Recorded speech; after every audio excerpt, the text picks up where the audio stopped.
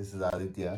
So ఈ video ఎందుకు చేస్తున్నానంటే రీసెంట్గా నేను మా వైఫ్ అండ్ ఇంకొక ఫ్రెండ్ కపుల్ కలిసి ట్రిప్కి వెళ్ళినాం Andaman and Nicobar islands. So ఈ ఎవరైనా బేసిక్గా ట్రిప్కి వెళ్ళే ముందు రీసెర్చ్ చేస్తారు కదా, ఎలాంటి స్టే తీసుకోవాలి, అకామిడేషన్ కానీ ఫుడ్ కానీ ఏమేమి ప్లేసెస్ చూడొచ్చు ఇట్లాంటి ఇన్ఫర్మేషన్ అంతా. సో మేజర్ ఇప్పుడు చేసే వీడియో కూడా ముఖ్యంగా కపుల్స్కి యూజ్ అవుతుంది, ఎవరైతే అండమాన్ ట్రిప్ ప్లాన్ చేస్తున్నారో. So they can use it as a travel guide. So ఏమేమి ప్లేసెస్ కవర్ చేయొచ్చు, అకామిడేషన్ ఎలా ఉంటుంది, ఫుడ్ ఎలా ఉంటుంది, సో ఇట్లాంటి ఇన్ఫర్మేషన్ అంతా ఈ వీడియోలో ఇస్తాను. సో మొత్తం 6 days 5 nights వెళ్ళినాం ట్రిప్. సో ఆల్మోస్ట్ మేము అన్ని ప్లేసెస్ కవర్ చేసినాము బాగానే ప్లాన్ చేసుకొని. కాకపోతే అవన్నీ ఒకటే వీడియోలో పెట్టాలంటే లెంత్ ఎక్కువైపోద్ది. సో మీకు కూడా చూడడానికి ఈజీగా ఉంటుందని దీన్ని పార్ట్స్గా డివైడ్ చేస్తున్నాను. సో ఫస్ట్ పార్ట్లో వచ్చేసి పోర్ట్ బ్లేర్ అండ్ హ్యావ్లాక్ చూపిస్తాను, అండ్ రిమైనింగ్ ఐలాండ్స్ కానీ రిమైనింగ్ ప్లేసెస్ నేను నెక్స్ట్ పార్ట్స్లో చూపిస్తాను. సో యా, ఇంకెందుకు let start the video. So start అయింది హైదరాబాద్ ఎయిర్పోర్ట్లో. మార్నింగ్ 7 o'clock ఉండే ఫ్లైట్ యాక్చువల్లీ, కానీ ఇది యాక్చువల్లీ 4 hours డిలే చేసిండు.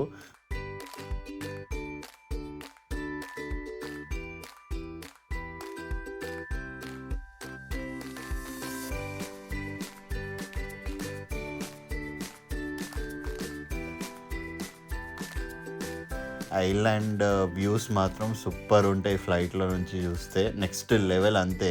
ఆ క్లౌడ్స్, ఆ బ్లూ వాటర్, మధ్యలో ఆల్మోస్ట్ 572 ఐలాండ్స్ ఉంటాయి అండమాన్స్లో, కానీ అన్నీ ఏం తిరిగాం మనం తిరిగేదే 3-4 తిరుగుతాం దానిలో. సో మేము పోర్ట్ బ్లేర్లో ల్యాండ్ అయ్యే వరకు 1:30 అయింది మధ్యాహ్నం. ఇక్కడ ల్యాండ్ అయిన తర్వాత ఇంకా వ్యాక్సిన్ సర్టిఫికేట్, ఈ కోవిడ్ ప్రోటోకాల్స్ కొన్ని ఉంటాయి, అవన్నీ చూపించాలి. సో బ్యాచ్ అంతా ఒకటేసారి దిగుతాం కాబట్టి జర టైం పడుతుంది ఇక్కడ.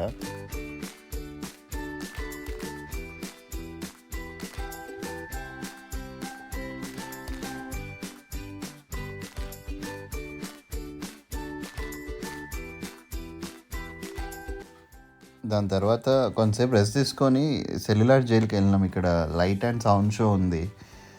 ఈ షో చూడాలంటే 1 hour ఉంటుంది యాక్చువల్లీ. ఈ show 300 rupees per head ticket cost ఇది. సో దీనిలో ఏంటంటే కొంచెం హిస్టారికల్ ఇన్ఫర్మేషన్ చెప్తారు, ఆ జైల్లో ఉండే ఖైదీల గురించి, అప్పట్లో ఫ్రీడమ్ ఫైటర్స్ ఎలా ఉండేవాళ్ళు, ఎలాంటి పనిష్మెంట్స్ ఉండేవి, ఇట్లాంటి ఇన్ఫర్మేషన్ చెప్తారనమాట. సీ ఫుడ్ ఎక్స్ప్లోర్ చేయాలంటే బాగుంటుందండి, మనలో ట్రై చేయొచ్చు. నైట్ లైఫ్ బాగుంటుంది పోర్ట్ బ్లేర్లో. స్కూటీ హైర్ చేసుకొని అటు ఇటు ఎక్స్ప్లోర్ చేయొచ్చు. మేము నైట్ ఫ్లాగ్ పాయింట్ అని ఉంటుంది, అక్కడికి వెళ్ళినాము, బాగుంటుంది ఆ location. Next day morning 5 o'clock Port Blair జెట్టీలో, ఫీనిక్స్ జెట్టీలో ఉన్నాం మేము. యాక్చువల్లీ ఇక్కడ నుంచి మేము గ్రీన్ ఓషన్ 1 షిప్ బుక్ చేసుకున్నాము హ్యావ్లాక్ వెళ్ళడానికి. సో ఇది షార్ప్ 6 o'clock డిపార్చర్ ఉండే. పోర్ట్ బ్లేర్ టు హ్యావ్లాక్ జర్నీ ఇది. సో ఈ షిప్స్ అన్నీ కూడా ఏదైనా ఉంటే ముందే బుక్ చేసుకోండి ఆన్లైన్లో. ఇక్కడ క్యూ సిస్టమ్ ఉంటుంది, ఇక్కడ దొరకడం కష్టం అన్నీ. సో ముందే బుక్ చేసుకోవడం బెటర్. సో దీనిలో 3 categories ఉంటాయి, economy, luxury and royal. So దీనిలో మేము బుక్ చేసుకుంది లగ్జరీ క్లాస్. యాక్చువల్లీ ఎకనామీ వచ్చేసి లోవర్ డెక్లో ఉంటుంది, ఇది royal and luxury upper deck. So ఇది సీటింగ్ కెపాసిటీ ఇలా ఉంటుంది. మార్నింగ్ సన్ రైజ్ అనమాట. ఇక్కడ 5 o'clock సన్ రైజ్ అవుతుంది. సో సన్సెట్స్ కూడా జల్దీ అవుతాయి, 5 o'clock చీకటి అయిపోద్ది ఇక్కడ.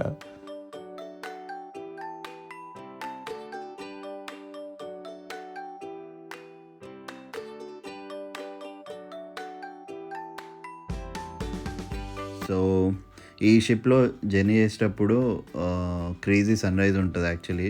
It's spectacular moment to watch it. చాలా బాగా అనిపిస్తుంది, నెక్స్ట్ లెవెల్ ఫీల్ ఉంటుంది, ఆ వైబే వేరే actually. And the biggest advantage is like ఈ షిప్లో గ్రీన్ ఓషన్ 1లో మాత్రమే డెక్ పైకి అలో చేస్తారు. సో షిప్ జర్నీ స్టార్ట్ అయిన 1/2 hour తర్వాత ఈ డెక్ పైకి వదులుతారు. ఈ journey actually port Blair to Havelock journey 2.5 hours ఉంటుంది దగ్గర.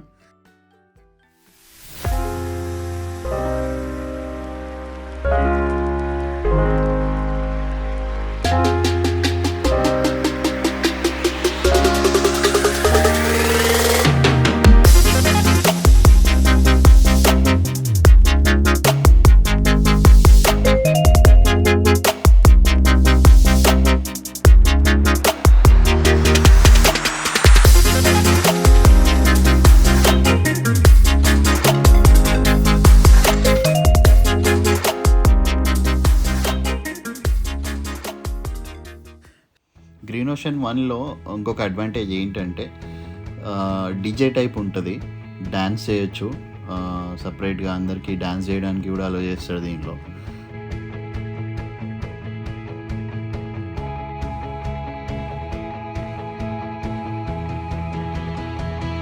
So if you are looking for a chill vibe, green ocean one is the right ship for you.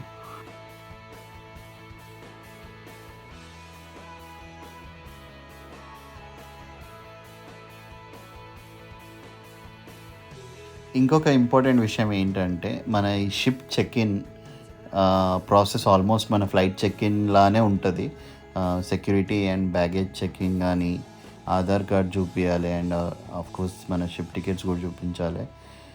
So and one more important విషయం ఏంటంటే Andaman passport ఏం అవసరం లేదు, ఇది ఇండియాలోనే ఉంది, ఇది యూనియన్ టెరిటరీ కాబట్టి మనకి ఆధార్ కార్డ్ నడుస్తుంది. పాన్ కార్డ్ ఆఫ్ కోర్స్ అది ఐడి ప్రూఫ్ కింద కన్సిడర్ చేయరు కాబట్టి క్యారీ ఆధార్ కార్డ్ సరిపోద్ది. అండ్ మోస్ట్ ఇంపార్టెంట్ విషయం ఏంటంటే ఈ షిప్ అప్పర్ డెక్ పైన మనల్ని అలో చేస్తారు కాబట్టి చాలా స్పెక్టాక్యులర్ వ్యూస్ క్యాప్చర్ చేయొచ్చు మనము.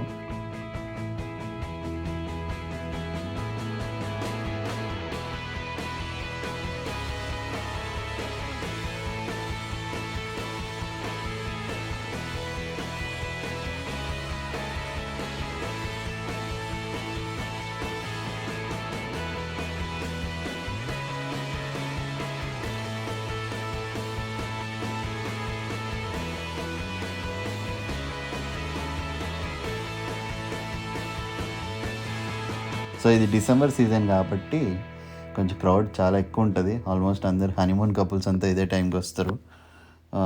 కానీ బెస్ట్ సీజన్ యాక్చువల్లీ. ఈ టైంలో వాటర్ కూడా చాలా క్రిస్టల్ క్లియర్ బ్లూ ఉంటాయి. మాన్సూన్స్లో ఎప్పుడు కూడా రాకూడదు ఇట్లాంటి ప్లేస్కి. మాన్సూన్స్లో క్లౌడ్స్ ఎక్కువ ఉంటాయి కాబట్టి సన్సెట్స్, సన్ రైజెస్ ప్రాపర్గా చూడలేము. December to March is the best time to visit actually.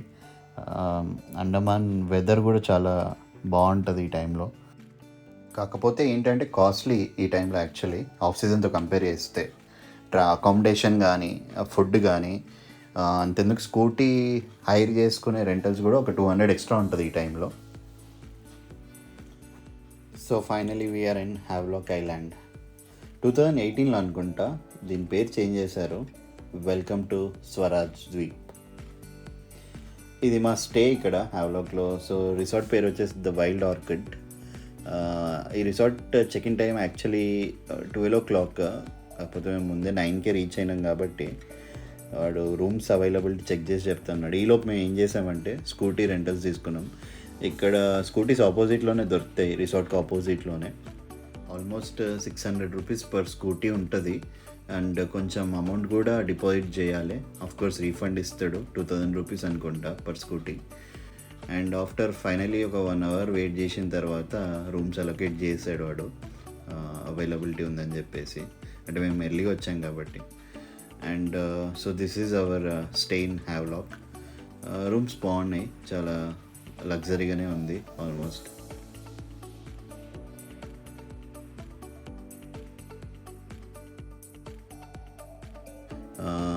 And బీచ్కి కూడా డిస్టెన్స్ తక్కువనే. యాక్చువల్లీ వీళ్ళకి బీచ్కి యాక్సెస్ లేదు, కాకపోతే ఇక్కడ అన్ని రిసార్ట్స్ ఒకటే లేన్లో ఉంటాయి, ఒకటే రోడ్కి. సో పక్కనే డాల్ఫిన్ బీచ్ రిసార్ట్ అని గవర్నమెంట్ రిసార్ట్ ఉంటుంది. సో అక్కడ నుంచి బీచ్కి ఎవరైనా వెళ్ళొచ్చు.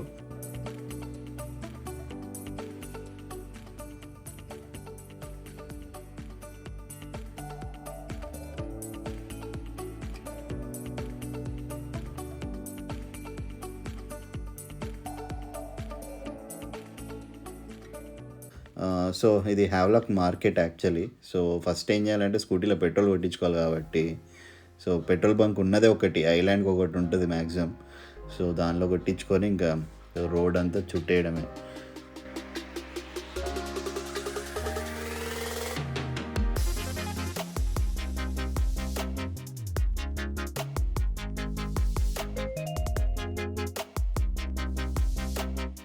సో సిటీకి దూరంగా పొల్యూషన్ ఫ్రీ అలా ఒక చిల్ రిలాక్స్ ప్లేస్లో ఎంజాయ్ చేయాలంటే హ్యావ్లాక్ ఈజ్ ద బెస్ట్. ఇంకా అలా స్కూటీ వేసుకొని రోడ్ అంతా రైడ్ చేస్తూ ఉంటే ఆ గ్రీనరీ, ఆల్మోస్ట్ పాపులేషన్ కూడా చాలా తక్కువ. సో అంత డెన్స్ పాపులేషన్ కాదు కాబట్టి really you need a break from your routine monotonous life అంటే this is the best place to visit. So finally Vijayanagar beach వచ్చినాం. సో ఆల్మోస్ట్ ఈ రోడ్స్, ఈ గ్రీనరీ ఇవన్నీ చూస్తే జర గోవా వైబ్ వస్తుంది. కాకపోతే గోవాకి దీనికి మేజర్ బిగ్ డిఫరెన్స్ ఏంటంటే ఈ white sand beaches and blue water crystal clear ఉంటాయి. గోవాలో white sand beaches of course దొరకవు అండ్ వాటర్ కూడా ఎంత బ్లూ ఉండవు.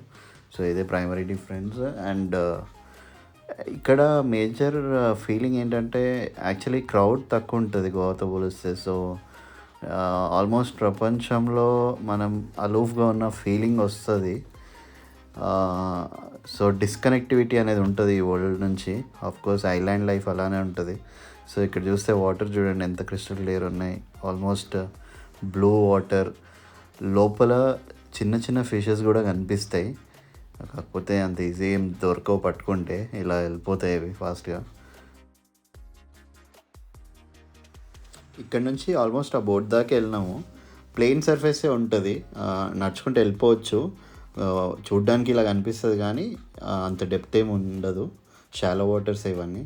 సో కొంచెం డిస్టెన్స్ వెళ్ళిన తర్వాత సడన్గా కోరల్స్ అనేవి స్టార్ట్ అవ్వచ్చు డెప్త్ ఎక్కువై. సో ఇది ఇక్కడ అన్ని రిసార్ట్స్ ఉంటాయి అన్నమాట. ఇది ఈ వ్యూ. సో ఎంత స్పెక్టాక్యులర్ ఉంది కదా, నిజంగా once in a life time experience అన్నట్టే అనిపిస్తుంది.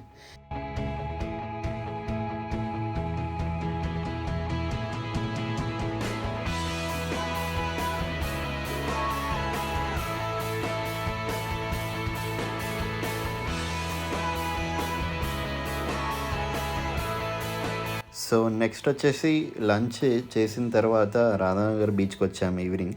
యాక్చువల్లీ ఈ బీచ్ సన్సెట్కి చాలా ఫేమస్. సో ఆల్మోస్ట్ మేము సన్సెట్ అయిపోయే టైంకి వచ్చాము. ఇంకా 5 o'clock ఇక్కడ చీకటి అవుతుంది. అదే మేజర్ ప్రాబ్లం. మనం 6కి 7కి అవుతుందని అనుకొని వస్తే బిస్కెట్ అవుతాం ఖచ్చితంగా. సో అప్పటికి మాకు సన్సెట్ దొరికింది కానీ అంత పర్ఫెక్ట్ ఏం దొరకలేదు, ఎందుకంటే క్లౌడ్స్ వచ్చేసినాయి. కాకపోతే కొంచెం ఆరెంజిష్ ఉంది, బాగా అనిపించింది. ఇంకా మొత్తం సన్సెట్ ఉండింటే ఇంకా సూపర్ ఉండేది. సో ఈవినింగ్ అయితే ఇలా ఉంటుంది వ్యూ రాధానగర్ బీచ్లో. సో సన్సెట్ ఇలా ఉంటుంది.